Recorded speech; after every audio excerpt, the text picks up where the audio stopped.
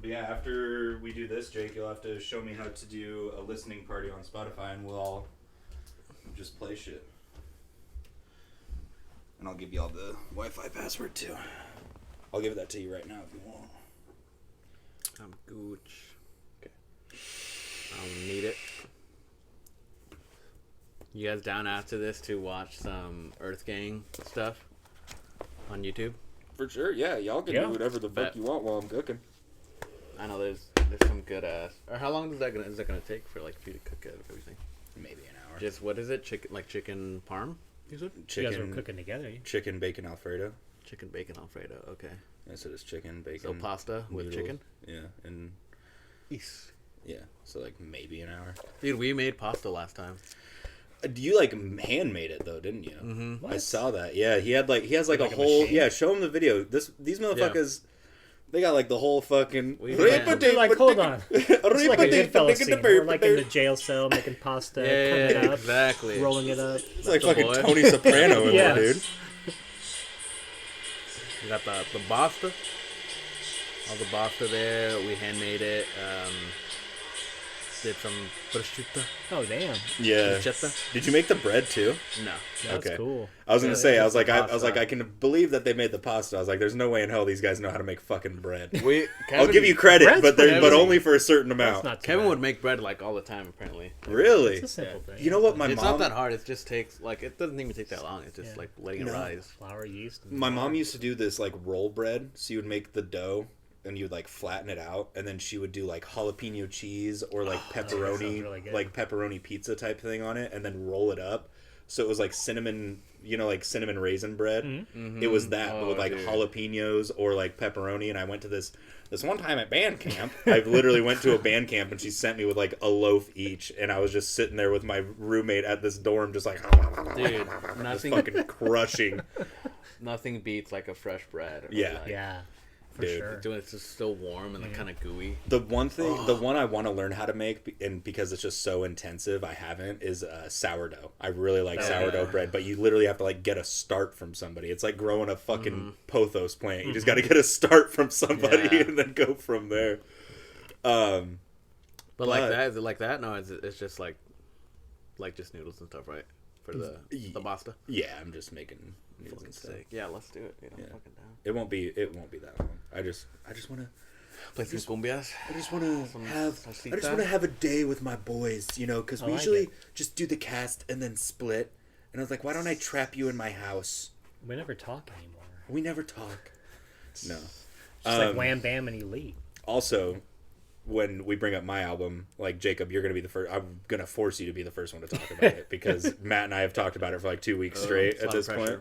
I'm like, all right, Jacob, because you've been, as we mentioned earlier, whoa, you've been going. I've been what? You've been going. No, I'm getting there. If you would let me fucking, pinche pendejo, fucking. You've been alright. No, expose me. No, like Matt and I have just been geeking out about it because we work 4 feet from each other, and I'm like, I wonder what Jacob thinks. I really want to know what Jacob thinks about this week's pick, mine in particular, because I know it's out of your wheelhouse. It's there. Okay, but we'll get to it. But I feel like that was a pretty good intro to episode 47 of Whatchu Spinnin. Yes. Episode 47.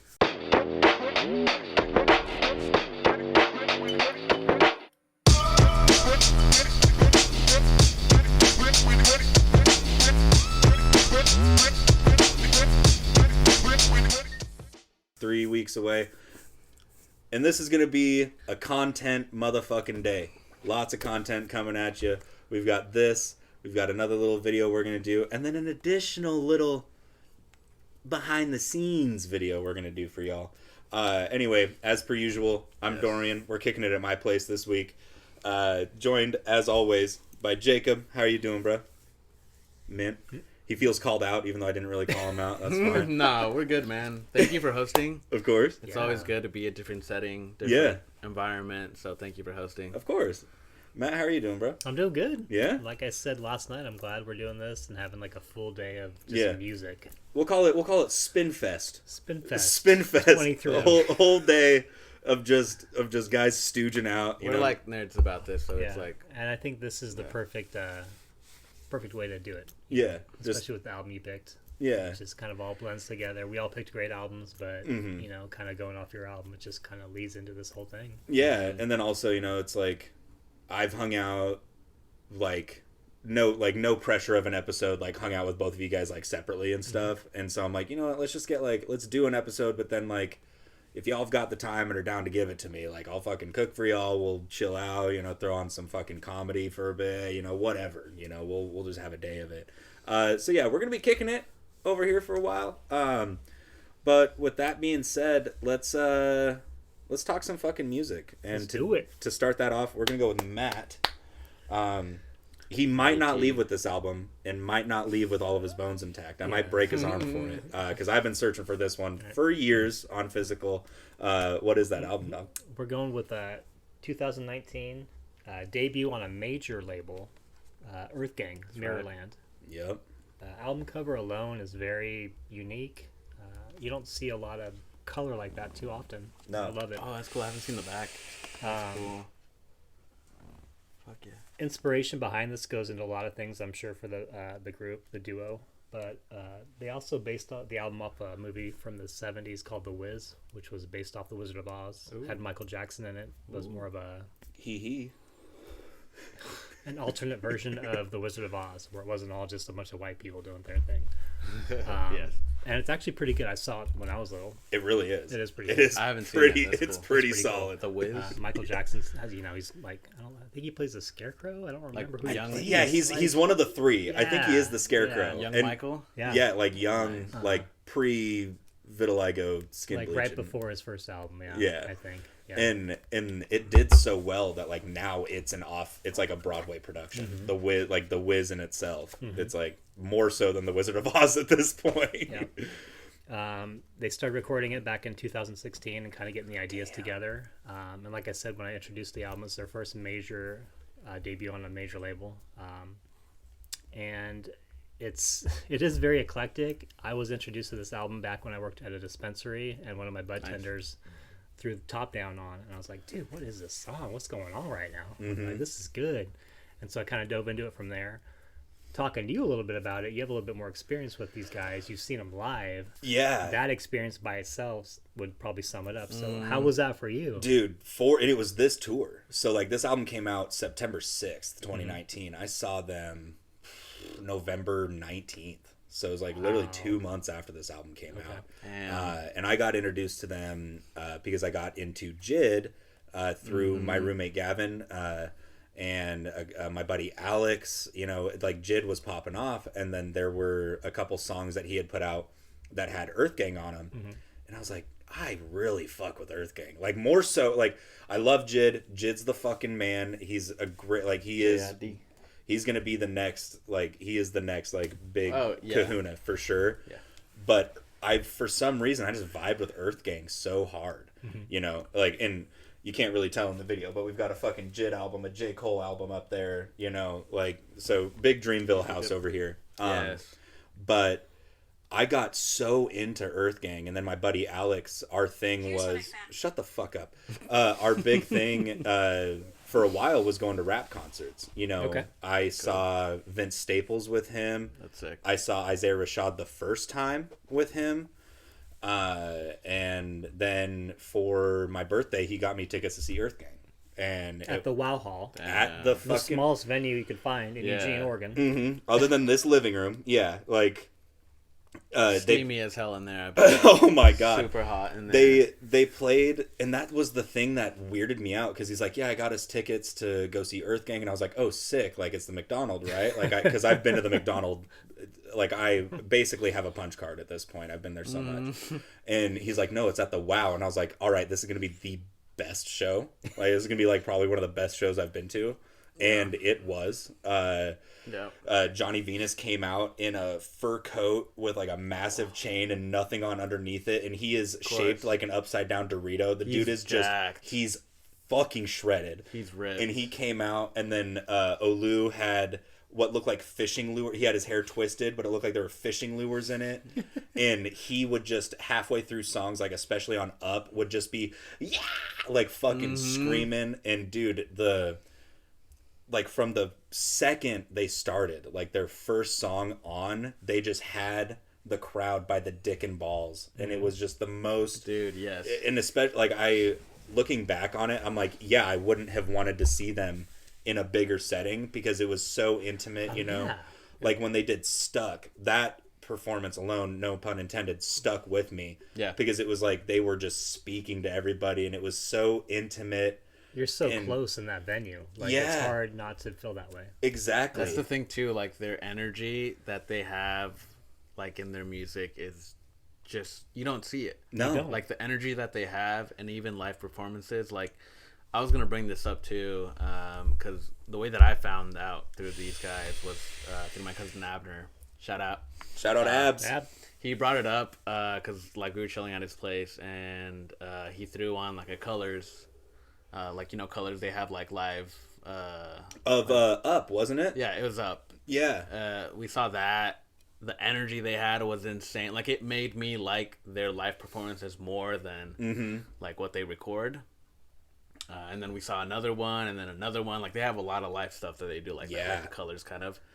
And the energy that they have is just so unmatched. Like, they put their heart and soul into it. Dude. Like, and they just go in so hard, and it, like, it captures you. Like, you get right into it. And they did basically the entirety of this album at the show. Jealous. And then that's really cool. And then if you guys have looked back on it, they did a shit ton of EPs before this. They did like Meditate, Lickisto, like they did a bunch of like deep cuts off of their EPs. Microscopic Dinosaurs. Dude, I wish love that song. I fucking wish they would have done Microscopic Dinosaurs. That's one of my favorite songs by them. But no, their like set list was perfect. The way that they performed, like I said, they just had you by the throat the whole time. And like when it ended, I was like, what happened? Like what happened? Like that was it, you know? But it was, you know, we're talking like an hour plus set, and I was just like, I want more of that. Like that was like fucking inject that shit into my vein. Like it was.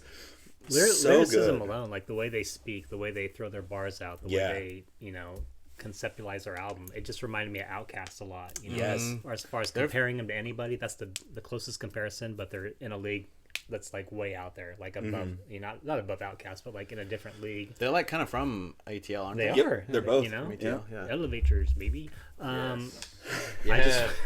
Sorry, I had to say that. And you, yo mama, yo cousin. It did. Hey, listening to this did make me go back and. No, yeah, I he watched, says that. I watched the Outkast. Yeah, like, I watched the Outkast baby, episode and then like bumped all three of our top three picks from all the albums. I was like, oh, bro. Like, I just like the song structure, and this album specifically is just so eclectic and like just different. It just kind of goes everywhere. Whether it's the beats, it gets into that hardcore like hip hop, and then it goes into the softer side. And it has songs like Proud of You. They're just like kind of heartfelt. Thugger. You know? Yeah. Fucking Young Thug, dude. With Thugger, I'm proud of you. No, that was, you know, I don't like to do it whenever I go to a concert. I don't like to cram like I'm doing it for a test. I did it with the Floater show because I hadn't listened to Alter in so long.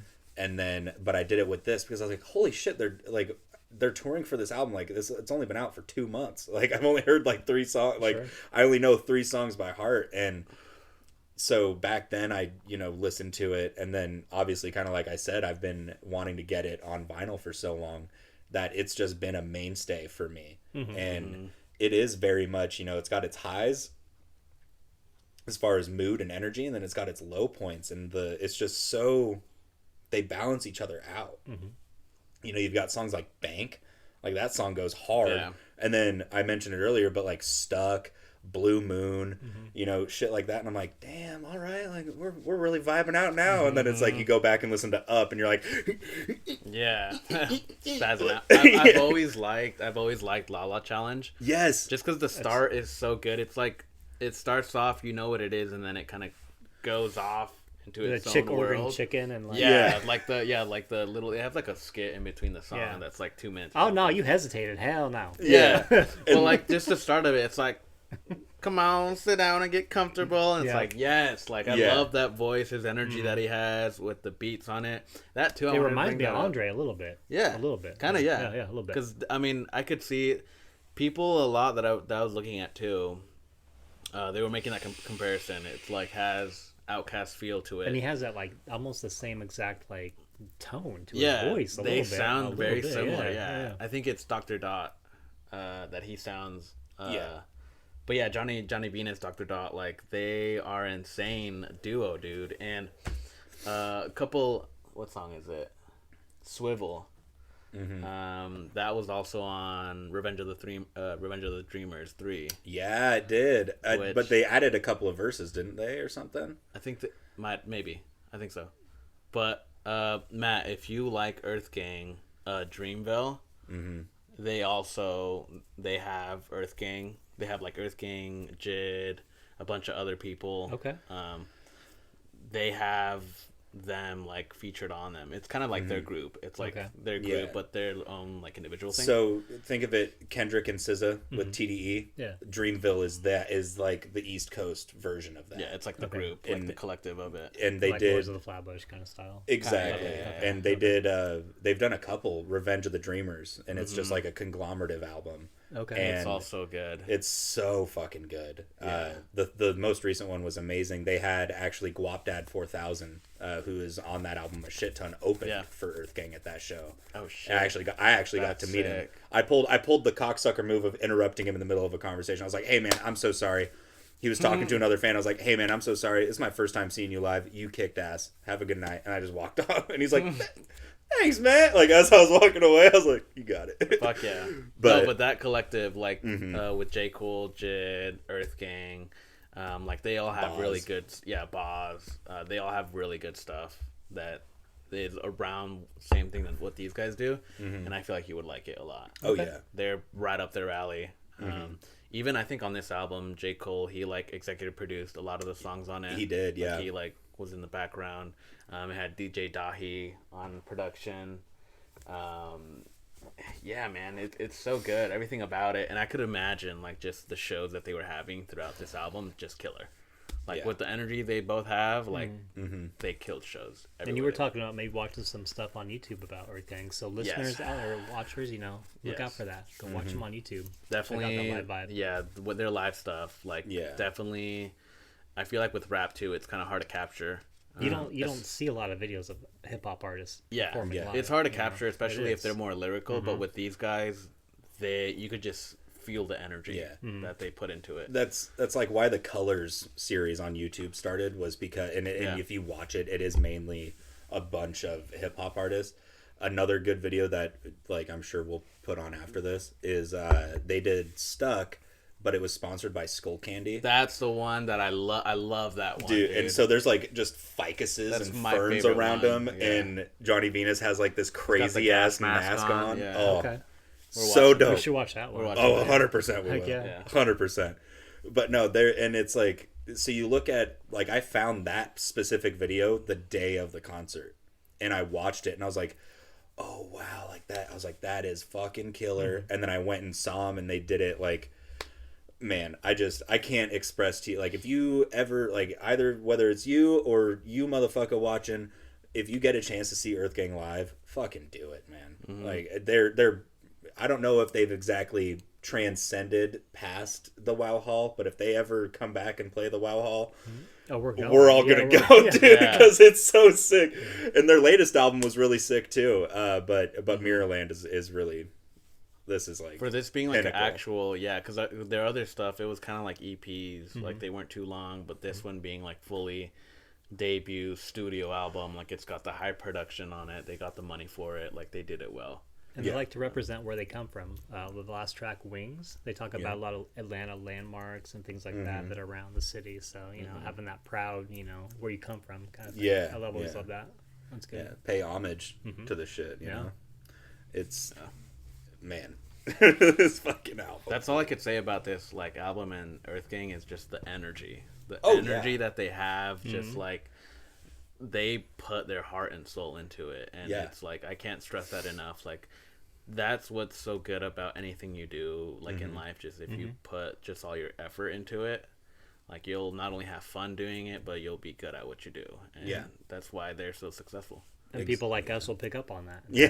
Because people like, we see that. We see you. We see you. I see you. Yeah. We love that.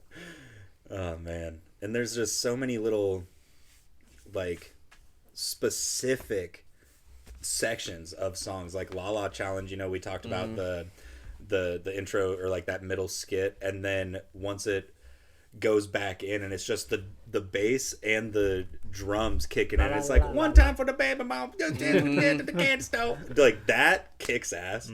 And then Up, there's a part like really once it starts to kick in, and it's I think it's Venus, and it's like he does like this weird whisper like and then the next bar right after it, it's like every end word he just says with such aggression that it's just like and most of the words is shit. Like he just says shit at the end of every line, but he's just like real shit. Yeah, like, and it's just like oh my. It's like my. Is Stuck? Is that a bass line?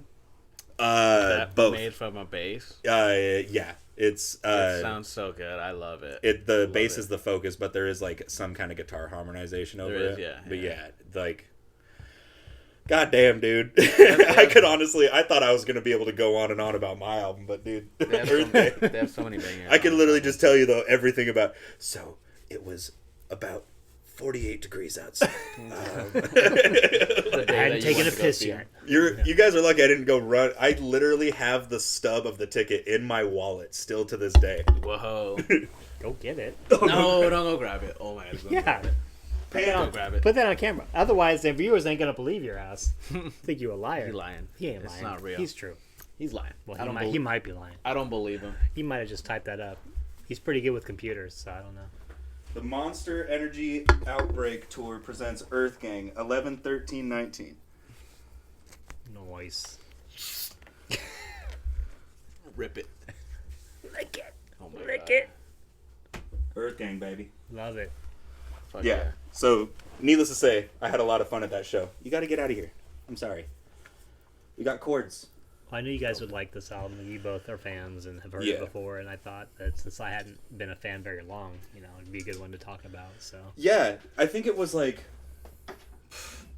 I don't even know what episode it was, but it was like you and I were messaging on the like, Xbox or on Messenger. Yeah, on Messenger, and you were like, "Oh, have you ever heard it?" Yeah. Yeah, you said, "Have you ever heard of Earthgang?" And you're like, "Motherfucker!" I literally, like, I was out here. I was out here with my roommates, and I was like, "God damn it, Matt!" And Gavin's like, "What?" And I was like, "He just asked me if I've ever heard of fucking Earthgang." I was like, "I'm about to beat his ass." And then you and I just started chatting about. He's like, have you guys?" I was like, "No, I didn't like really mention it to him." And so I thought you're like, "Yeah, I've heard of Earthgang," or something like. I was like, yeah, dude, I get have. the net, yeah, exactly." Get the net. But no, so that was hilarious. And then I was like, because you would ask me, have I ever seen it in, locally? And I was like, one time, maybe 5 years ago. And then lo and behold, you found it. And so that's why I told you last episode I was going to harvest one of your kidneys because you found it before I did. I went to House of Records for a different album altogether. I think the Depeche Mode album that just came out. And I was like, nice. I'm going to look in the E section for Earthgang. On a whim. There you go. Found it. And I was like, yep. And I had put another album back that I had because I didn't want to buy that one, so I picked this one before that one. So. Nice. Yes. Hell yeah. Well, top 3. Let's dive. Let's do it. You want to start us off, or you want me to? I got you. Do it. Honorable mention. It's kind of a double for me. It's going to go with the last track, Wings, and then Bank. Yep. And then 3, 2, 1. Stuck. Yep. Proud of You. Mm-hmm. And then for me, because it's the first song I ever heard by this band, Top Down. Yes. Nice. Very good. Yes. I'll go next. Honorable mentions for me. First one, La La Challenge. And then this side. That one, specifically, the second half of it, when it kicks in, is fucking fantastic. And then also, that was one of my favorite ones that they did live. And I liked the song going into the show, but then I saw it live and I was like... You really liked it. I was like, no, this song actually kicks dick. Yeah. Like, and so this side and La La Challenge, and then 3, 2, 1, Up, Bank, and Stuck. A lot of single word titles for me. I like it. Honorable mention, La La Challenge. Top 3, I'm going to go Fields. I love Great Fields. Who's on that? It's... Kalani, isn't it? Yeah. I was trying to look into her stuff too that she had, and she's like a smaller artist too. So I like that they had her on there. Yeah, Kalani. Mm-hmm. Or no, sorry, Malik. Malik. Trippin' is actually Trippin's a good song too. That is it. I love Trippin' too. But Fields, This Side, and then Stuck. Yeah. Stuck. Yeah, that bass line. Seeing this video that we're about to watch after, just like on our own, like it made me love it even more. So, yeah, great pick, man. Earthgang. Yeah, for real, dude. I wouldn't have expected you to get into Earthgang. No, that was But why it makes sense because like Outcast, and this is kind of up their alley, and it's like ATL, baby, and the energy they have. Yeah, that was like when he was like, "You ever listen to Earthgang?" And I was like, "Oh, do you like Pink Floyd?" Boy, I was like, you and I already are really good friends because of Floater and Tool. Now we're about to get into Earthgang shit. I was like, all right, but fuck yeah. Anyways, that was Mirrorland by Earthgang, which was Matt's pick for this week, released in 2019. That was a lot of fucking fun to talk about. We'll be right back to go into Jake's pick for this week.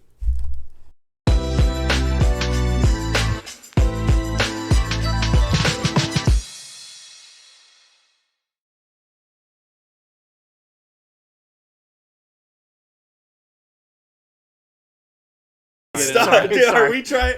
Sorry. Matt's trying to get us to relive every conversation we had because we went on a full like conversation about Michael Jackson earlier this week too, and I was like, man, I love Michael Jackson. I don't care what anybody thinks. The guy was a great musician, great lyricism, and like all around. The whole like the Thriller album. Stop. We are gonna bring up the Thriller album. I think one of the best, definitely. Oh yeah. I mean, he was like an inspiration for so many other artists that we love. Absolutely. And then, like, it just transcends. Like, it's still like relevant. I don't know. It's just there's a lot of negativity I feel like that goes around that artist. Well, I mean, it's like and Creed Bratton. That's another person that we need to talk about. I mean, Creed Bratton. The character he was the kind character of a he boy, was. You know? Is it Halloween? That is very good timing. But no, Michael Jackson, like for real, man. Just yeah, I don't know why. We got to bring up one of his albums. We do, we really do. But no, everything you said, Matt, fucking very influential. And you know the negativity. It's like that. If you want to try seeing if you can separate the art from the artist, do it with Michael Jackson because of how influential he was, and then maybe you'll like Kanye West. Maybe you'll be able to listen to his shit. You had to tie that in somewhere. I did. He's the most recent one. You had to. I could say Marilyn Manson, but his charges are all getting thrown out the window, like so he's actually in the clear. We'll definitely be bringing him up at this point. Kanye's got to simmer for a little bit, but we are going to bring up My Beautiful Dark Twisted Fantasy if I have anything to fucking say about it. Don't stir the pot, Dorian. I will stir the pot. It. I've got 3 of his fucking albums in that room. You think I'm not going to bring one of them up? You're out of your goddamn mind. I didn't spend money to not talk about it. Anyways. That will stay in. I know nothing. I don't know anything. I don't know nothing. No, not me. I'm not going to say what kind of doctor he was. Anyways, I am very excited to talk about this one. Yes. Jake, what the fuck? I feel like I ask that every other episode. Right. It's like, Jacob, what in the hell? Where did you find I always love your picks because they're things I've never heard of. Or would never for the even most part. Like you couldn't even dive. And it's not like a negative thing; it's a good thing. It's like, man, how did I not hear this before? Yeah, this is so cool that I can dive into this and find other artists. Like I was telling you before, I let this play, and after that, it just went on this mix of everybody else. And I'm like, the whole weekend just driving around town. Yeah, I have no idea who I'm listening to. Like, it doesn't matter. It doesn't matter. Bobbing. Yeah, it doesn't matter. Well, and that's the point I was gonna make too. Is like, out of all of the things that we've covered, and you just kind of let Spotify do its autoplay thing. This hasn't, like, somehow through the rabbit hole, this hasn't come up. It's like, all right, man.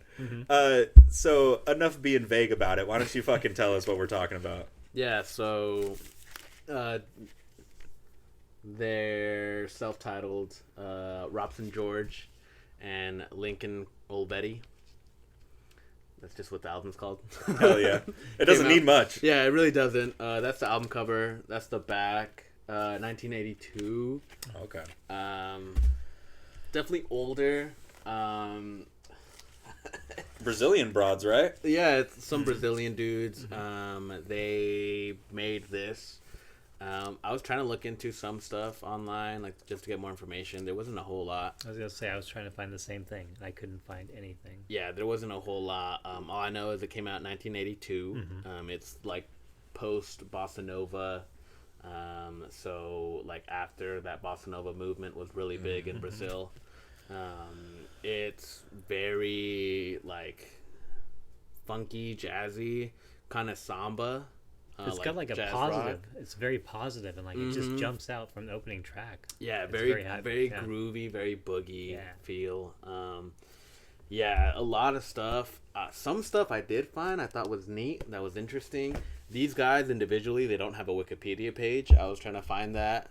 Like I was like, click on it. It's like, nope, oh, nothing found. I was like, oh, okay. So yeah, this is their only thing that they've actually fully put out. Yeah, the cover is really cool.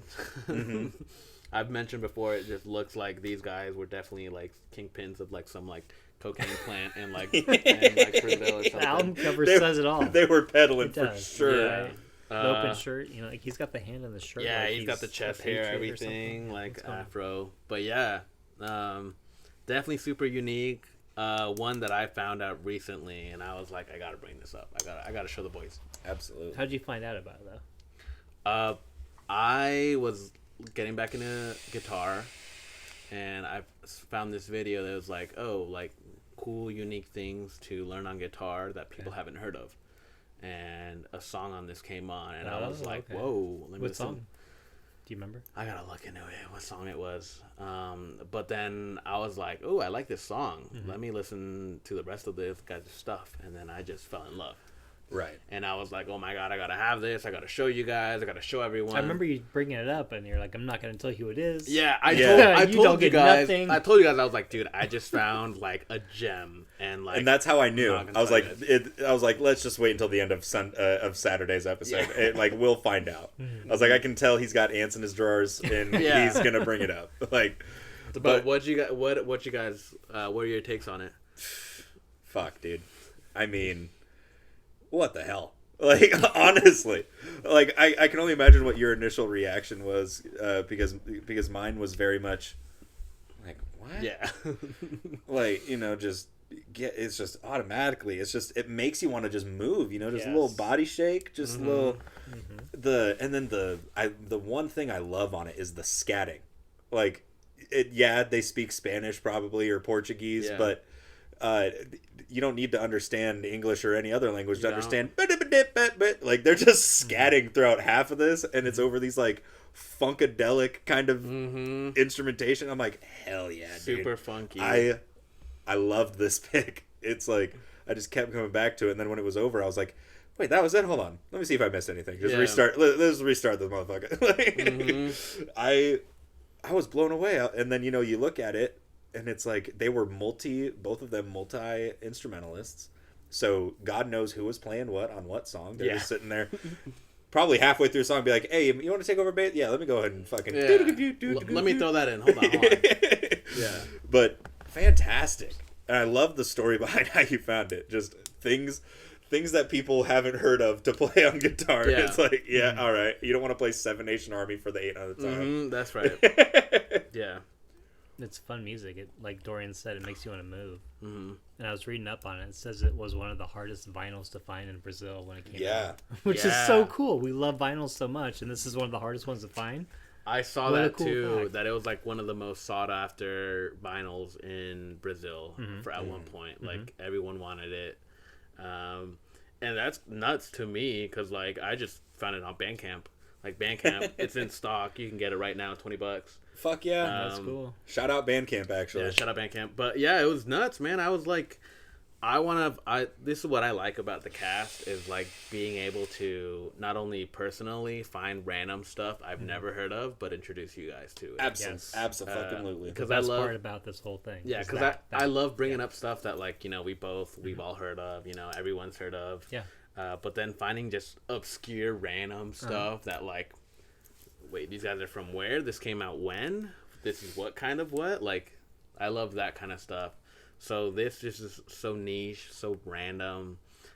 When I heard it, it just made me move. I was like, ooh, like, that sax on this and the jazziness and the pick an instrument. Super super boogie. So yeah, I was really into it. I had to bring it up. A lot of their songs, some of them they do have like lyrics on them, but mainly instrumental. Yeah. Hallelujah. Right? Hallelujah. The intro to Hallelujah. It's praised for a lot of those things, whether it's the horns or the arrangement. Yeah. It's hailed as like a cool album for all those things. Yeah. I remember listening to this, the first listen through I gave it this week. It was like fucking Tuesday. And I put it on, and then Hallelujah came on, and I literally just was sitting down and just raised my desk and then I just sat there doing my job like this for the rest of the album. I was like, once that song kicked in, I was like, yeah. Oh fuck yeah! It's like, time to rise. Yeah. You hear the intro with the freaking trumpet, dude.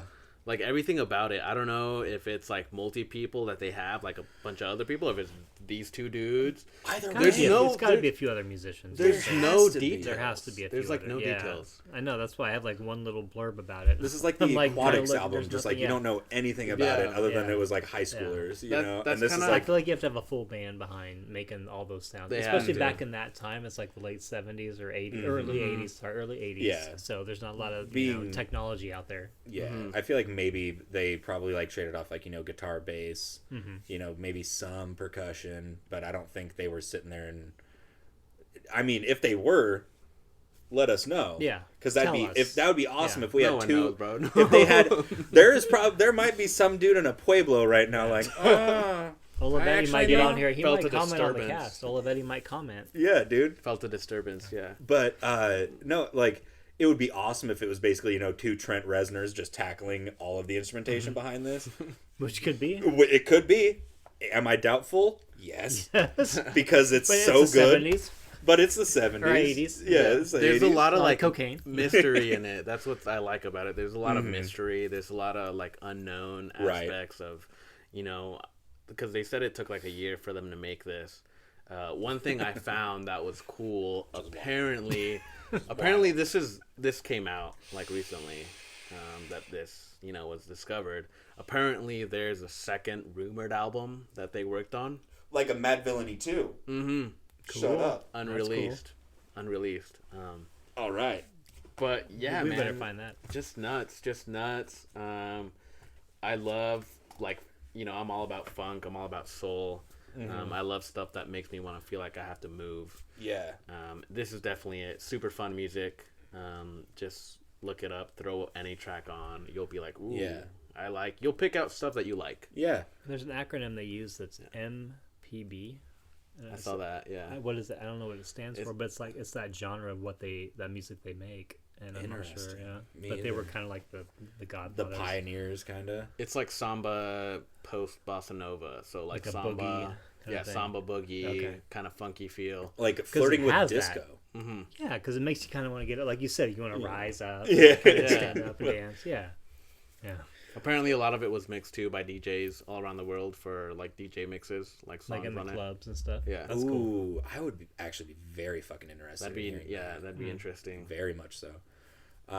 One thing that I liked, obviously, the scatting, as I mentioned earlier, we've kind of, like, the only thing, or the main thing to talk about here is the instrumentation, but there were times where they would have, like, a synthesizer harmonizing with the guitar part, like, on Squash. Like, the beginning of Squash does erotic things for me. I'm like, that is, like, that synthesizer over the guitar, and you can almost barely tell. It's like the end of Purple Rain by Prince. And I'm like, what the hell is this? Yes, this is sick. That was good. I like that you mentioned that, because I did take a lot of takeaways from this, that it had what song was it in particular, Ginga. It felt like some, like, speaking of Michael Jackson, like some Michael Jackson influence, and very much so. Like this was before, obviously, but like it had like that same boogie, like funky feel, very like synthy. So. Also, kind of, I was reading up some stuff. People were like seeing it also kind of like familiar to Prince, like what he was doing, kind of. Also, personally, kind of reminded me of In Squared Circle from Stevie Wonder. Yeah, that he was getting really into electronic like more the electronic. synthesizer type of vibe. Yeah, so that too. Very good pull. Jesus Christ. But a lot of it, man, it's super neat. Song titles we can't even pronounce because they're There's obviously a few that are just like one words. Yeah, a couple that are one words. But one song I did like that I wish was longer, Raton. Yes, That's one of my favorites. Same here. Yeah. Raton, which in Spanish means rat. Yeah. Something about, I feel like Latin culture is making music that has animal influences, like La Vaca. Yeah. Like, everyone's heard La Vaca. Raton, there's a lot of songs about mice and stuff. So I was like, that's neat. Yeah, that's a real, kind of homage. It touched in the culture. But yeah, definitely some just fun music. Very More than much so. anything. I had a lot of fun listening to it. Oh, yeah. And I feel like it's something that I could throw on that most people wouldn't have heard of or haven't heard of, and I could just introduce them to it. And they become a fan like that. Yeah, like instantly. Yeah. 100%. How could you not like this music? It's so happy and like it's positive. Absolutely. Yeah, but yeah, everything about this I really liked. I'm glad you guys liked it. We're open to it. Definitely this like niche that stuff that no one's heard of is hard to get into, especially because it's hard to find. It's a great one to have in a record collection too. Yeah. We kind of touched on the fact that it was hard to find on vinyl, but I've kind of mentioned if you have a vinyl collection, you want to make sure that you have at least a couple different genres, and there's some staples I think everyone should have. This one in particular, if you're not into like the Parliament type of shit, this is a good middle ground of like funky and also being like cultural. The like I don't think we've covered anything from Brazil quite yet. So that's actually very impressive and goddamn blew me away. For people that like music and they're like, oh, I've heard everything. It's like, no, you haven't. No, you can't say that. Really haven't. Yeah, music is so overgrowing. And if some fuck stain tells you that they've heard everything, send them a link to this podcast, baby. Whatchu Spinnin on YouTube. Yeah. We're not caught up on Spotify because I suck. Yeah, you gotta get on this Spotify. I do indeed. But guess what? I got a lot of time on my hands now. Ayo. But man. Yeah, I'm glad you guys liked it. Definitely one I'll revisit personally just because it's super fun. Do you guys want to do top threes? Let's do it. Please. Kick us off. I'll start. Top three. Top three honorable mention. Let's start honorable mention. Let's do alegrías, because alegrías in Spanish means happy. I was like, I think that means that was the ending song on this album, and I feel like that it captured just the whole album. It was just a happy feel, like super fun. Top three, number three, Jorge Corisco. You hear that song, perfect start to the album. It is. It introduces you what the album's about. You hear the pew pew pew pew, like it's like it's true. You know what it's about. You know what it's about. Super synthy, super funky. For sure. Number two, Ginga. And favorite song, Squash. Yes. Bet. Nice. I love all of those picks. I'm gonna go next. Honorable mention for me. I think it's supposed to be potpourri, but there's a hyphen in it, so I'll say potpourri. And then other honorable mention, alegrías, as you mentioned. Number three was Eva. Number two, nice. Alleluia. And then number one was Squash. Nice. Squash, nice. Fucking that.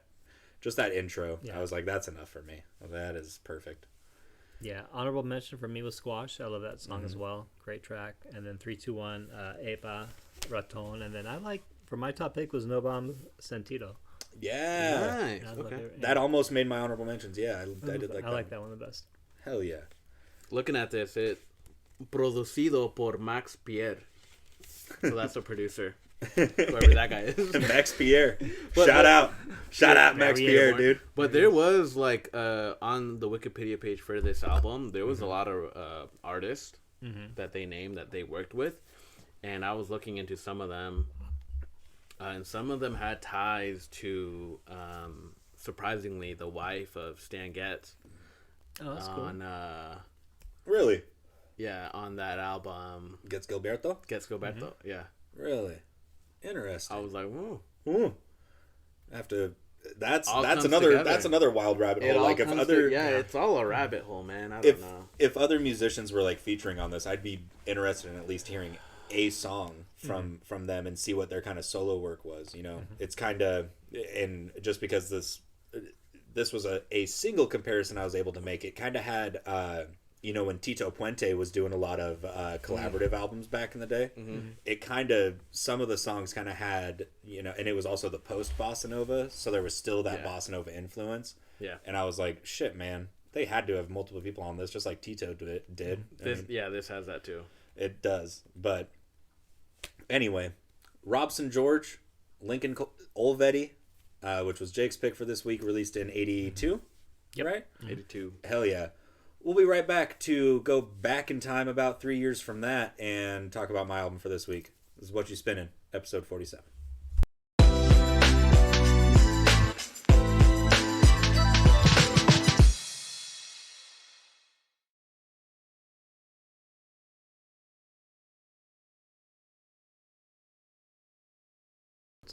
I'm just like, I don't even know how to start. 72. Be like 72. blah blah blah blah blah blah. For and you said yours is Reggae. 72 reggae. Okay, I like it. Mine's 2013 hip hop.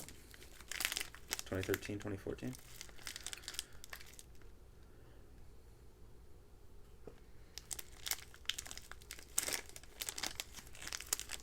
Better not get us canceled.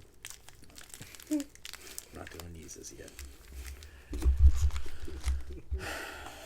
No. Next episode, we'll have a guest and then side videos cut in of people's appreciation for my album. So your album is not Zay, because you don't have any of his older stuff. Quit right now. This is why I don't tell you guys It's not genres, okay. because this is exactly why I don't. This is why I don't do it. Because I'll This tell is why I won't do 2 shows a night. Yeah. Because I'll say hip hop and Jacob's automatically like, 1, 2, carry he breaks out the fucking abacus like Carry the Ed 4. back in the 80s at OCCU. So why don't we do it this way? Yeah, exactly. I'm like, I'll fucking snap your neck. subtract the 5, carry the 4. Look at your collection. It's not this. No, it's Yeah. not. No, well, if you make a payment right now, this is why I like, especially when it's hip hop. I'm like, I don't want to mention that I'm doing it because Jacob will guess. We could set up arrangements. How much can you do on a payment plan? Okay, we've talked about 2 killer albums with Earthgang's Mirrorland and George Robson and Lincoln Olvetti's self-titled album. Great music, great picks. And this isn't just me trying to kiss my own ass and say that I brought up a great album. Well, I mean, you kind of did. I mean, it's a great album, but it's massive. So we kind of saved it for last, and then also there'll be other shit coming out. If you listen to last episode, you already kind of know, so we'll just fucking say it here. Once we finish recording this full episode, you know, give the intros to next week's picks. I'm gonna make some food for the fellas, and then we're gonna. For us. He's gonna cook for us. Yes, pretty and cool. then we're gonna throw on the movie version of this album and give a review of that. And that album is Pink Floyd's The Wall, released in 1979. A lot of stuff here. First off, I like that it's just like a sticker that it says Floyd the Wall, because the original it didn't have that. Yeah, like if you look it up on Wikipedia, it's just the bricks. Like it doesn't have the name of the album on it. And but yeah, Pink Floyd, The Wall, released in 1979. Matt and I have been geeking out about this album for weeks before we even brought this up. And I'm older, so A little bit different, I'm a little bit more of a geek about it. So I'm so excited to hear what you guys have to say about it. Because it was very influential to me in high school and growing up, and just still today. You know, re-listening to it and hearing all these songs again, it's just like, holy shit! This is a great album. There were multiple times this week where I would like be listening to this album with like my headset on, you know, just like full noise cancellation, and I'd be sitting there doing like orchestra music cues as like guitar solos were kicking in, and just like so much appreciation for this. Yeah. Matt, you and I have heard each other talk about it at length. So Jake, we really want to hear. Give us like a little tease of what you think. Yeah. Yeah. So this album sucked. He's like, I fucking hated it. No, I mean it's Pink Floyd The Wall. Like, Yeah. I mean, critically acclaimed. Like, everyone knows it. Everyone's heard of it. Everyone's heard of all the songs on it. I mean, still to this day, you'll hear the brick wall, another brick in the wall, like 50 times on Bob the Fat. Fucking Korn covered it, dude. Yeah, like it's everywhere. But yeah, I mean, it's like a great listen to again. I've heard it already. Like more specifically the hit songs, the singles, we could say. Looking into some of the story of it, really interesting that it's like kind of following this like story of this like rock band member, that it kind of goes into like depression and like all this other stuff, and like it kind of tells the story out of order, but it has an order, like it does. So that was unique that it had that, like the storytelling behind it. But yeah, musicianship wise, like, I mean, it's their 11th album, right? Yep. Like, Which is what the hell? That's amazing in itself. Yeah, in like what, 79? 79, yeah. Like, yeah, you've done that much work. Like Pink Floyd is nuts. It had like a opera feel to it. Like, it was very theatric. Very much so. It was very like, some songs they had opera feels to it. The Trial. Yes. And Bring the Boys Back Home. Bring the Boys Back Home. Right? Yeah, very opera, very theatrical, like something you'd see in what's that movie with the dude that has like Phantom of the Opera. Phantom of the Opera, yeah, like that. Like, I was like, dang, like they put a lot of work into it, like the screenwriting and everything, and I could imagine the screenwriting on the movie. But yeah, I mean, Pink Floyd, The Wall, like, what more is there to say? We've all heard it. Everyone's heard of it. Super good, super influential, and one of the most influential like rock albums like of all time, we could say, especially for Pink Floyd, right behind like that and Dark Side. Dark Side of the Moon. Yeah. And I don't know if you in your research saw this, but remember when we went and saw Floater and they covered Animals. That tour was called the In the Flesh tour, and Roger Waters had a horrible time while he was on that tour, the bassist and vocalist. And that experience of that tour, combined with him already, having all of this weird depression and, struggling with everything, inspired him to write this album. He wanted to build that wall. Yeah, he wanted to build a wall. He felt as if there should be a metaphorical wall and physical wall built between him and the audience. And so Animals, that we saw covered, was an inspiration for this, which I thought was fucking That's cool. so cool. Especially because that tour was called the In the Flesh tour, and there's a couple songs called In the Flesh on here. In the Flesh, Yeah, like one with the question mark, one with just it's a statement. Yeah, but fuck, dude. I mean, I remember the first time I heard Another Brick in the Wall Part 2. I was living with my dad in Newport, and he was sitting there on his computer, and he collected action figures at the time, and so there was like a bunch of them, and he would always buy doubles so I could play with the ones that he collected. And I was sitting there, and he'd always be listening to like local rock radio, and Another Brick in the Wall Part 2 came on, and I was like having Spider-Man fight fucking Vegeta from Dragon Ball Z, and I was like, and I just heard, "Hey, teacher, lay them kid," and I was like, dude, this song's sick. I was like, what the fuck? It just, and then so I always had like that kind of initial appreciation, and then what really made me dive into this album, because when you're like 6-7 years old, you don't understand the concept of an album. Sure. My freshman year of basketball, my basketball team went to state, and so we spent a weekend in Baker City, and the senior and I were talking, and he was definitely smoking weed before it was even A, legal, and before B, he was even legal to smoke it.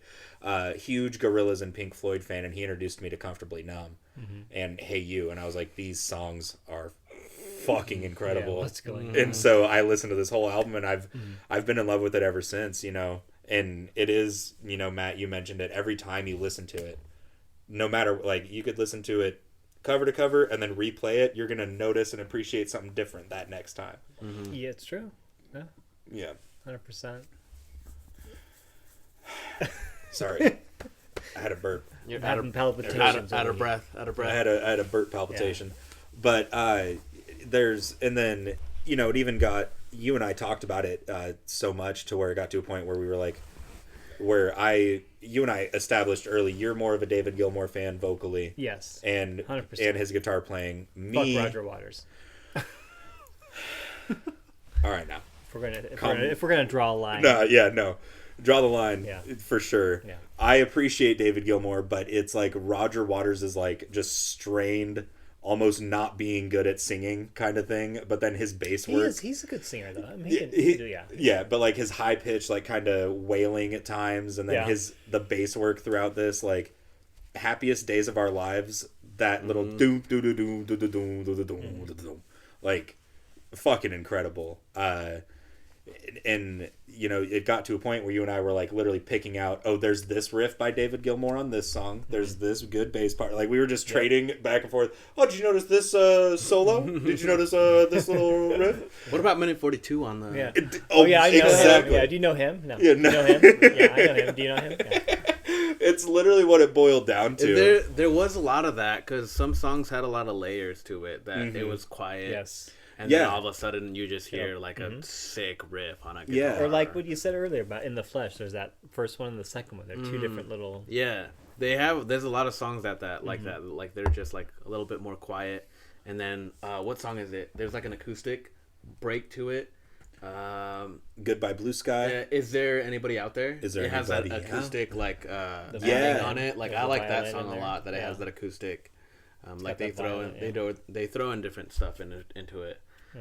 And that's cool too. Like they threw in opera at one point too. So Yeah. very like kind of movie-esque. Like they built up a movie off of an album pretty much. Yeah. And another thing to just like the song structure, you know, like, is there anybody out there? You mentioned the acoustic part, the violin as well.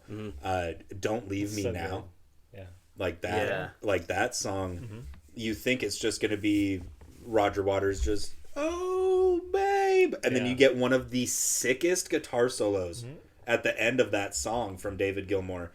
Outside of Comfortably Numb, it's probably my favorite It's so guitar good, solo yeah. on it. It's like, and it's like 50 seconds long, and it just ends out the track, and you're like, what the fuck?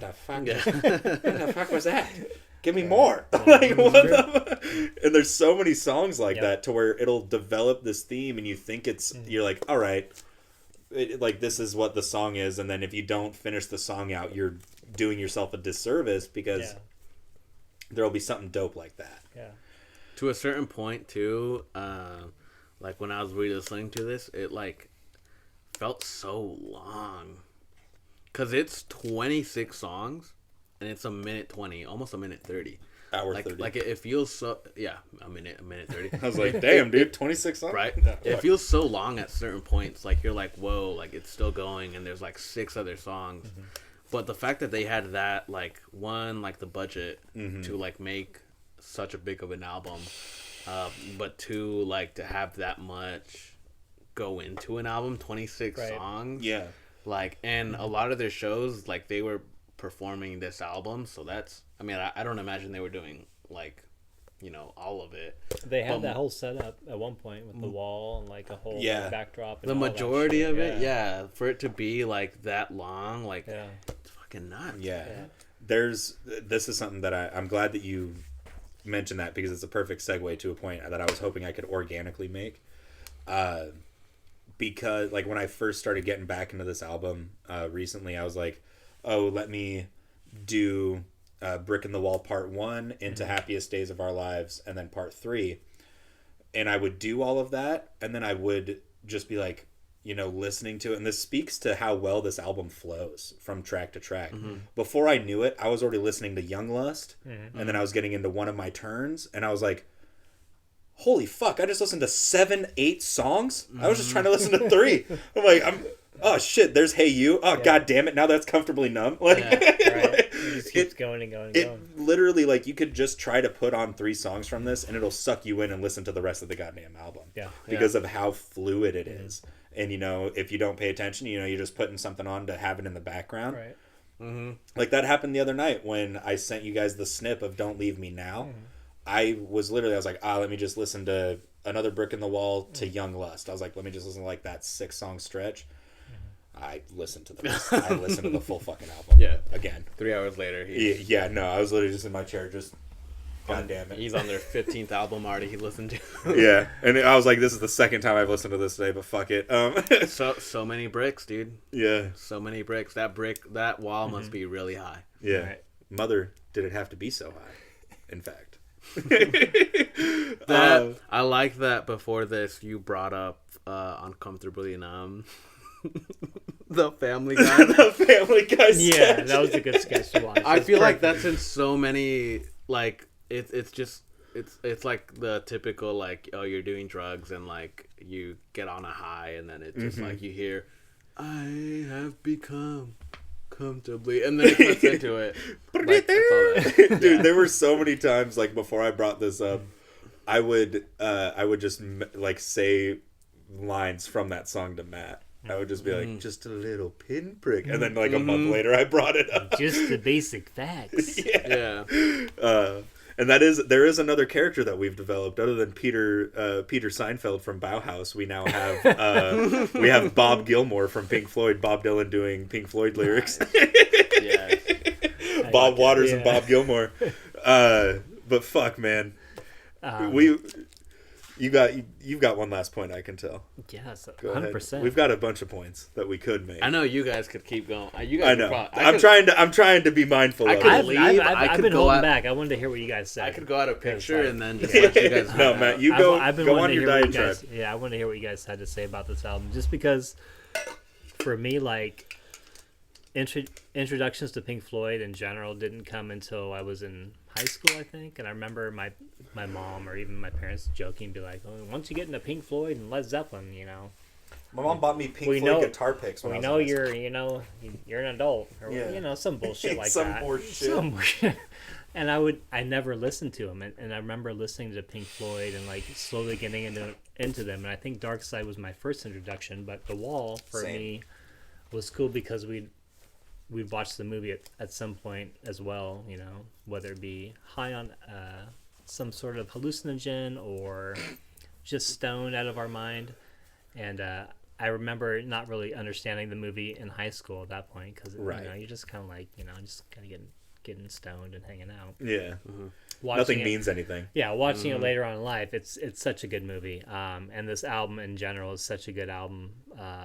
For a concept album, it's one of the best ever. Yeah. It's considered one of the best. And it tells a story. It's based on Roger Waters' life in general, like him growing up in a sense, It kind of how he mixed- felt.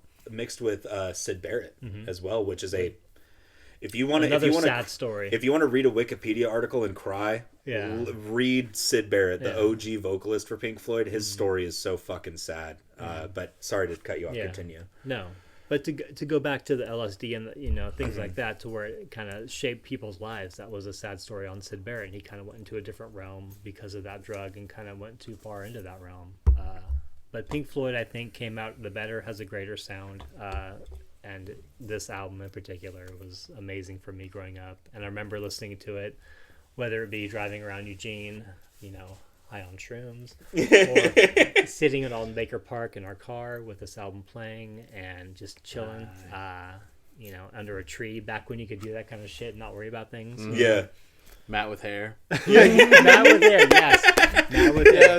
Yeah. Harry Matt and Harry Right, Dorian. Matt. Those are Yeah, two right. different No, eras. It's true. I remember this album Yeah. just being very, for me, just inspirational because it was so Yeah. long and there's so many different tracks. And I remember at one point when I was in high school, we had to drive down to California just to go visit some family. And I went down there where I was in high school and got to go back to my old high school and reconnect with old friends and met a girl, and it was cool, and it was Hell one yeah. of those things. But I remember listening to this album on the way down, and Goodbye Blue Sky with my brothers in the back seat. And it was a cool memory. So Yeah. I love this album. When you have core memories like that, like that you have like a soundtrack to it. It like Because this album's a perfect Brings road you trip back. album. It was like, that 12-hour drive down to California. Yeah. It's just like, boom. stuff like that brings you back to Yeah. like the time, the setting, the moment, and it's like it speaks volumes to like the music and like your life and everything. So that's cool. Yeah. And it is, like I said, like that guy introduced me to Hey You and Comfortably Numb, and I immediately bought them on iTunes because that was before streaming services popped off. And so I Pre LimeWire. no, it was post That was during- LimeWire, but that yeah. was after they had been exposed for just giving everybody viruses. And Yeah. my stepdad basically worked in IT, and I wasn't about to get caught giving our computer viruses because I would definitely be accused of downloading porn, which was the exact opposite of what I was doing. The internet didn't- was cool enough back We didn't then. have money though, so we had to use LimeWire. Yeah, exactly. So I would get I had like an iTunes gift card, and so I bought like most of this album. And just to tie it back to like how this impacted the band and music as a general, this was the end. This was like it. Like Pink Floyd did the final cut after this, and then Roger Waters left the band. Yeah, they and disbanded. Yeah, and Richard Wright was not even like. And that was another thing that happened, like within this album too. Like Roger Waters wanted to fire him. Yeah. Essentially, didn't want him in the band at all. No. And like he figured out the recording process, and they eventually got the album done. Yeah. Thankfully. Yeah. Fuck. But this was legit. Like, you couldn't even call it the beginning of the end because the final cut, David Gilmour writes that album off as just being like tracks that didn't make the wall, and Roger Waters just wanted to put it out, and so the band relationship was already so fucking volatile. And then Roger Waters was like brought them two different concepts for albums, and the band went with one, which was The Wall, and then Roger Waters took the other one and made it his first solo project. So he was already working on solo shit, and then this album came out. They toured for it. Richard Wright was actually the only one who made money off the tour because of how expensive it was. And he wasn't even a full member of the band. He was just a touring musician. So this album literally imploded the band. Yeah. And then I don't think a lot of people know that either. No. That's crazy. I don't know what I was looking at, but I saw like an interview where they were interviewing one of the band members, and they brought up like, like Pink Floyd, and the band member, he was like, "Oh, who?" Oh shit. He's like, "Oh, that band. Yeah, they used to be a band." Yeah. Like, is it like Bad Blood, like that? They like after they broke up, they was like, or like they've gotten together for a couple of different occasions. They got back. They did like a string of shows in 2022. They actually they were trying, how bands and artists have been selling their back catalog lately. Yeah. They were in rumors to do that, but there was still so much infighting that it didn't happen, and that was like 3 years ago. But Gilmour and Waters, like the two main focal points of the band, have like made amends since. But it's like Pink Floyd is done and will never put out more music. Yeah. It's funny though, because you think that if they got together with just those three members, like they would make so much money going on tour. Oh, yeah. Like Jesus. it would just be ridiculous. Absolutely. And just to have that more of a like impact on people's lives, and like for them to see them live, people And- like us. Yeah.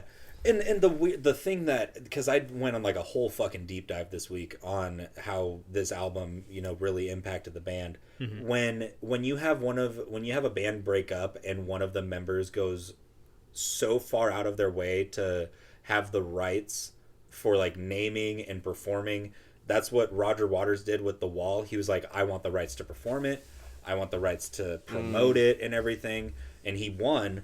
But it's like, yeah, that's how you fucking know, like, they're never going to play music together again. Yeah. Like, you just took, like, one of the biggest albums that you guys had. Yeah. Well, that's the thing too, because like at a certain point, it's not about the music; it's about like the legacy and like what you leave behind. Exactly. And like Pink Floyd, not only as a band, but like as an album, like this is up there with like just in general, like some of the more musical, like inclined. Just This is one of the most Greatest. influential albums we've brought up. yeah, Like, honestly. For sure. Like, as far as, like, 100%. monumental, like, this is one of the Yeah. biggest ones. yeah. And no, you're exactly right. It's like, well, fuck, like, what can you do after that? Where does it go from there? Exactly. Especially when it's your 11th album. Like, what the fuck else are you going to do? Yeah. You guys probably should have just buried the hatchet and been, been able to go over for tea and a barbecue every once in a while. You didn't have to be such cocksuckers about it. Yeah, just play it like some dudes in Brazil. Just do a self-titled and be done. Just do a one-off self-titled album. Rumored second album. Who knows? Whatever. Just make one Mad Villain and you're 12 fine. albums later. Yeah. Fuck, man. This is the hardest part. We got to do top threes. We got to do fucking. And I know you and I were talking about this earlier in the week. It was hard for me to come back to like, oh, what's gonna be the top three, and like, should you break it down like the first and second half, because this album is so long. Yeah, 26 songs. Can I go first, just because I feel like it'd be easier for me, because you guys would. Oh no, I already have mine. I have mine listed down, but yeah, go ahead. Okay, so I'm gonna go honorable mention. There's so many songs on this. Okay, I wanted to bring this up. One of my turns kind of feels like a drunk rant. Just wait until we watch the movie. Yeah, like, watch me fly, watch me try, or something like that. This is just one of my bad days. Yeah, honorable mention, I'm going to go all the bricks. So, brick part 1, part 2, part 3, so many bricks. I'll allow it. Yeah. I'll allow it. Okay. So real quick on that, earlier I mentioned Korn covered Brick in the Wall. So they did, in one song, they did another Brick in the Wall 1 through 3 and Goodbye Cruel World. Okay. Korn covered it. Have you heard that at all? Or? I have not. Bro, all right, after this, Right. I have to throw that So, honorable mention, the bricks. 3, 2, 1. I'm going to go the In the Fleshes. So, In the Flesh, ? And then In the Flesh. Interesting. Because I like that it's like straight to the point with the guitar. Yeah. Like it's the opening track of this album. It kicks off the album. Like I love the guitar on it, the electric guitar. I'm gonna go Young Lust. Yes. Also killer guitar solos. And then Hey You. Yes. Go Hey You. So that's my 3. I'd put in Comfortably Numb in there. I'd put in also The Trial, because I like that it has that opera feel on it. That's so fun. But yeah, there's I mean 26 songs. How are you gonna pick 3 songs? You dude? can't. Like, yeah, it's impossible. what is this format we're doing? Yeah. Yeah. It's not right. That's why we're gonna do top 3 after the movie too. Like top 3 songs from the movie standpoint. Which might change. Do you want to go last? Do you want me to go next? And You go ahead and go Okay. next. I'll go next. Yeah, go next, baby. Honorable mention. Is there anybody out there? The violin in that song, it's so soft and like subtle, and it just makes me all like I don't know, goosebumpy. Yeah. Makes you prickly. Like you just shaved your face. And then 3, 2, 1. Nobody's Home. Yeah. Run Like Hell, and then Empty Spaces. Ende Lang Lust or Lang Lust. Young Lust. Young Lust. Yes. Yes. That intro. That so transition is so nice. It's so good. Great. Is there anybody out there? And Nobody Home. Great. Great pick. Honorable mentions for me. Matt and I made the joke that I was just about to do like honorable mentions, just listen to the rest of the album, but I can't do that. For me, honorable mentions Don't Leave Me Now and Goodbye Blue Sky. Nice. I may have had a low moment about a week ago where I listened to this album and may or not have shed a tear a couple of times. I was just sitting there Some sniffles. and Don't Leave Me Now and Goodbye Blue Sky were definitely catalysts to that. Number 3 for me, Happiest Days of Our Lives. Just that middle piece between Brick in the Wall 1 and 2 and that nice little bass riff and then how it leads into part 2. So sick. Number 2 for me, Young Lust. Nice. And number 1 was Hey You. Nice. Just both parts, especially Roger Waters on the last half of it. We had the same, kind of the similar. Yeah, very similar. Hey You, Young Lust. Yep. But anyways, that was The Wall by Pink Floyd, released in 1979. My pick for this week. Holy cow. I mean, for fuck's sake, get dude. outta here. If you haven't heard it, go give it a peek. Yeah, Everyone's heard it. Buy Yeah, you everyone some. has. Let's be real, Buy everyone's- you some. Everyone's heard it. You've at least heard something off of it. Like I've I've heard something off of it. I've talked to multiple people and been like, they're like, oh, what like, what are you talking about on your podcast this week? I'm like, oh, The Wall. And they're like, I don't know. And I like, will either play Young Lust or Comfortably Numb, you know, any of them. And they're like, oh, I know exactly what. So you've definitely heard it. But if you want a good experience, smoke some green drugs, sit back, relax, and just listen to the full thing. The Wall, 1979. My pick for this week. We'll be right back. We're going to talk about our picks for next week.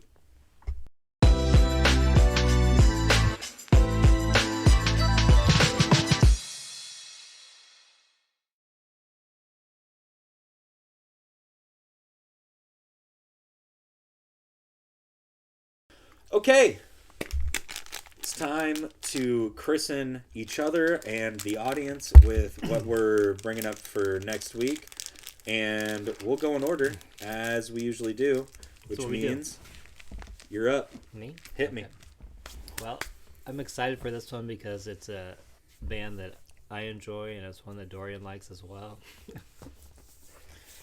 And it's the one I haven't listened to a lot of. Let's go. We're going with Pearl Jam's 1996 album called No Code. Let's go. Fucking Pearl Jam. Let's go, dude. Another memorable album for me. High school. I remember singing these songs, driving around super high. You played this at one point at your place, huh? Yeah. I think I remember. Probably. Yeah, maybe? I think like not the time we just were, but the time before a that. while ago, yeah. Yeah. Nice. Hell yeah, dude. Yeah, it'll be a fun one. That will be. Okay. I almost brought up 10 last week, so glad I marinated on it. What I'll bring up next week, it's called The Vulcans. Oh, I've heard of them. Star Trek. Came out in 1972. Nice. It's some reggae, more specifically dub reggae. We love dub around here. Yeah, I've shown some people this. They really liked it. It's peeking out. Ooh, That's the cover. It's like Matt. The Vulcans. So it's No, the disc. Yeah, that disc. Yeah, Was it's fucking sick. pink. the That's Vulcans. Yeah. The Vulcans. So there's some more reggae in your life, boys. Hell yeah. And for me, I'm going with. I guess I'm taking a page out of Matt's book. This album for me, especially High School Dorian, meant a lot to me. I've got a litany of guests I'm bringing out for this too. Woo. We're going Acid Rap by Chance the Rapper, released in 2013. Zoinks. Yeah, shout out Moonrock Record Store Day about 2 years ago. Nice. Having this, I had been searching for it for half a decade. But yeah, I've got some peeps that are going to come on and talk about it, whether it's like pre-record videos or whatever. But Acid Rap by Chance the Rapper. But outside of that, Pearl Jam and the Vulcans. This is a interesting mix. All over the fucking place, which is That's what how we do. That's how we do around here. Anyways, I'm Dorian. That's Matt, and that's Jacob. My two boys. We'll be putting out a couple other videos today, along with this episode. Stay tuned. Stay tuned next week for episode 48. We'll have a big announcement next episode for what episode 50 will be. Ooh. So definitely tune into that. Much love and peace out.